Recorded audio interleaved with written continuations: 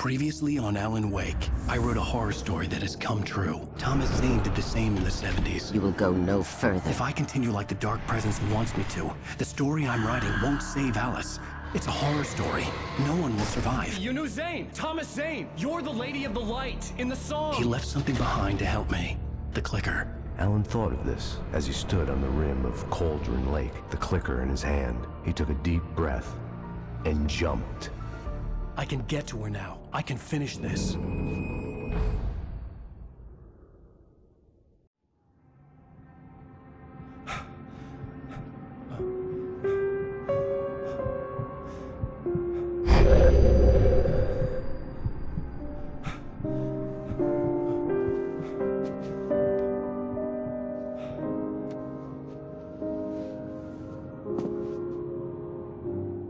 I had a hangover. My head was about to explode and the light hurt my eyes. I needed my sunglasses and painkillers to dull the pain. In one of my finer moments... So Alan Wake comes from New York City. And for years, he was writing crime stories set in New York City. We have a couple of these flashbacks to New York, and that's how New York is present in Alan Wake. I love New York. I love it as an idea. Actually, like, you know, writing the Max Payne games that were also set in New York. I had never visited New York in my life. Everything kind of inspiration for it came from pop culture, from movies mainly. So to me, it's this archetype of a fictional city.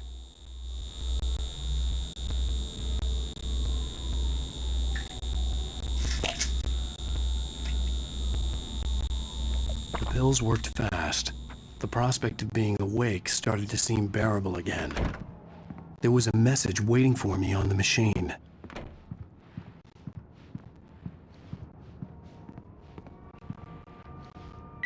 You have one new message. Al! Are you still asleep? Wakey, wakey! You should have your show on your TiVo. If Alice wasn't too mad to record it. As she called me earlier and really chewed me out. Yeah, we went a little overboard last night. But parties are a part of this business.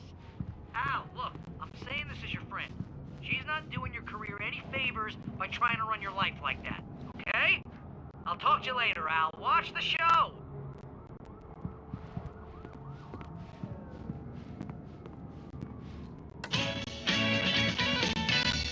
Ladies and gentlemen, welcome back to the Harry Garrett Show. Thank you. Thank you, everybody. We have a great show tonight. I've been talking with the best-selling author Alan Wake about his new book, The Sudden Stop. Yeah, good read. Go buy it. No, it is a good read. Look, I'm gonna be honest here. Is that wise? No, but I'm gonna do it anyway. I got people who give me the lowdown on books. I'm a busy guy. But this one, I actually read from cover to cover. I mean, I'm a big fan. Wow, thanks. Now, this might be a spoiler for those who haven't read the book yet. Based on the sales figures, the 2 people out there who haven't read the book yet. But this last book is all about the death of the main character, the hard-boiled New York detective, Alex Casey. Now, there's been a lot of outrage about this. Why the hell did you kill Casey? What the hell were you thinking, man? No, seriously, though. 7 years and 6 books is a long time. He was a gloomy guy to spend all your working hours with, and it was a good run. But it's time to explore new things. My next book will be a departure from the old... You selfish bastard. Always thinking of yourself. Now, you've certainly given us a lot of entertainment over the years. And now that you mention it, Casey was a gloomy guy. Never had much luck with his love life with the ladies. Was that autobiographical? Yeah, no kidding. Casey's lady friends tended to die on him. With Casey, it was all about his pain. No, nothing autobiographical about that. I'm a happily married man. My wife is my muse. Well, congratulations. That's great to hear. So, how's the publicity tour been treating you? Good. Great. But I gotta say, I'm glad to be back home in New York. Well, you've certainly been on the news a lot lately. Lots of parties and, you got into a fight with some paparazzi. Oh, man. Well, that guy was really in my face. I lost my temper. I know that wasn't cool. You are famous for that temper. Well, I did also write several books. Well, your latest novel is called The Sudden Stop. It's in bookstores now. Go get it. That means do have it by you. Ladies and gentlemen, that's all we have for you tonight. I want to thank all our guests for the evening. Alan Wake, Sam Lake. What's more, do the face for a Sam. There it is. And our musical guests, Poets of the Fall. Thank you, and good night. At least I'd been funny. I told myself I could live with that. Hey, honey. Did you watch the show? I didn't say anything stupid if that's what you want to know. Okay, Grumpy. You want an aspirin or something? Are you going to start with me about drinking now? You know what? Go back to sleep, Alan.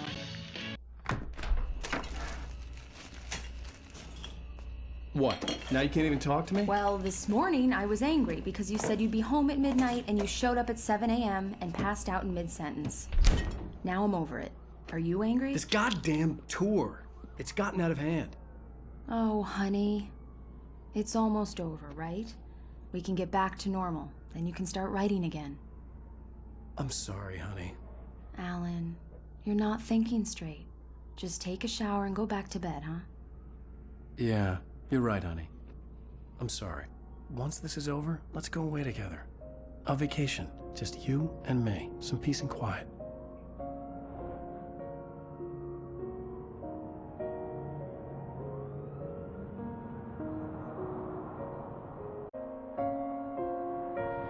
Somehow, the clicker was the key to the cabin. I had to return to Cauldron Lake to save Alice.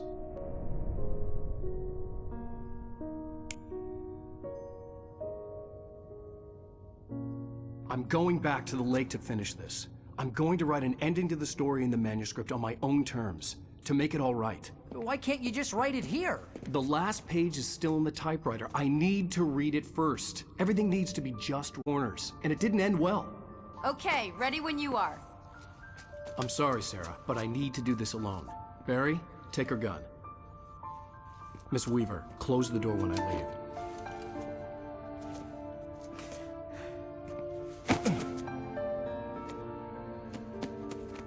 Good luck, Al. See you later.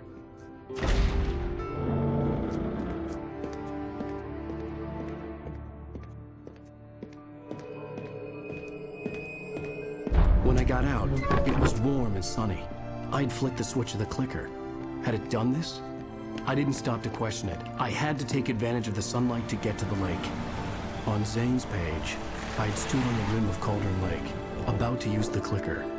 That's where I was headed.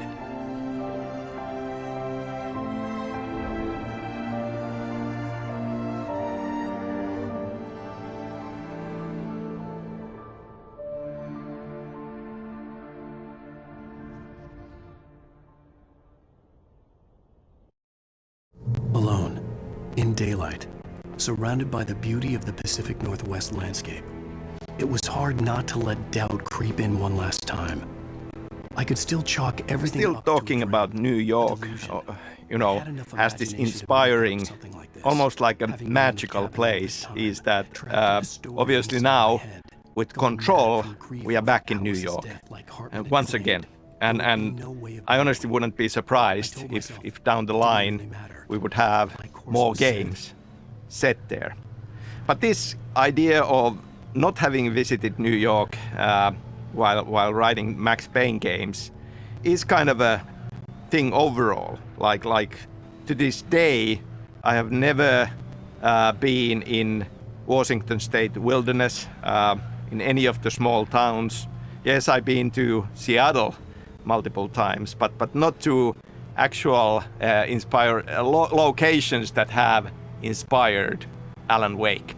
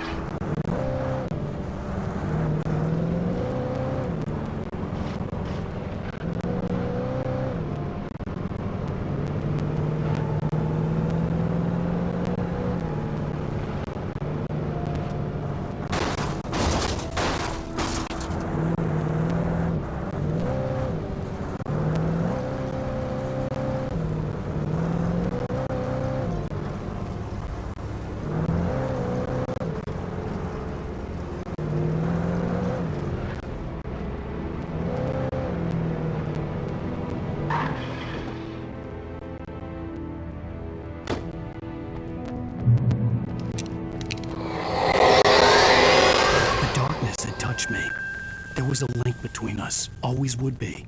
I could feel its presence again.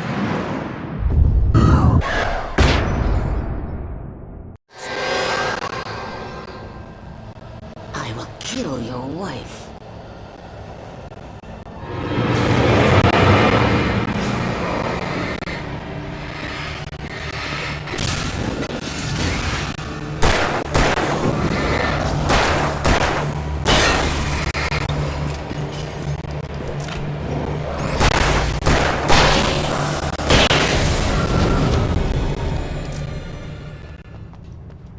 So I feel that there are many different ways of doing research for writing.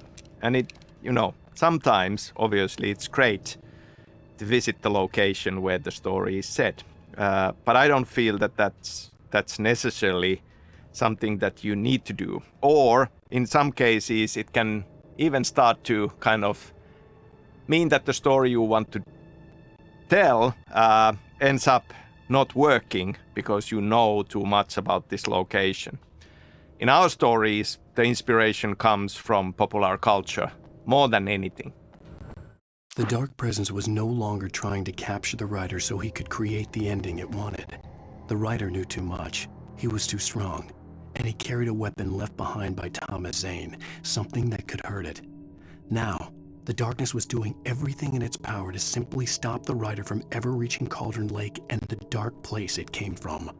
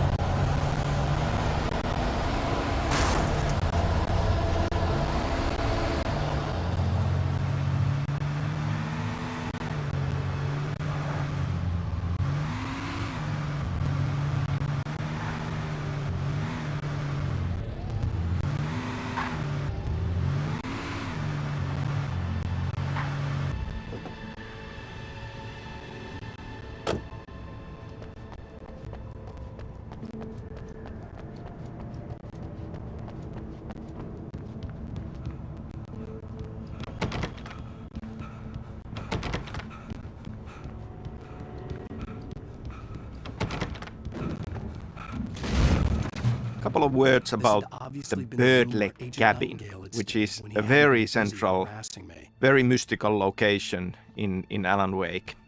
There is an obvious connection to Slavic folklore with the witch Baba Yaga who has this cabin on bird legs. And we have the two round windows that are kind of eyes of a bird. And in the study where Alan Wake ends up riding, we have a taxidermy owl between these windows. So a lot of these references to this bird. But at the same time, I feel that for every Finnish person, the idea of a summer cabin and these magical sunlit nights of summer hold this very, very special place in their minds. Look after yourself, man. Could have fooled me, pal.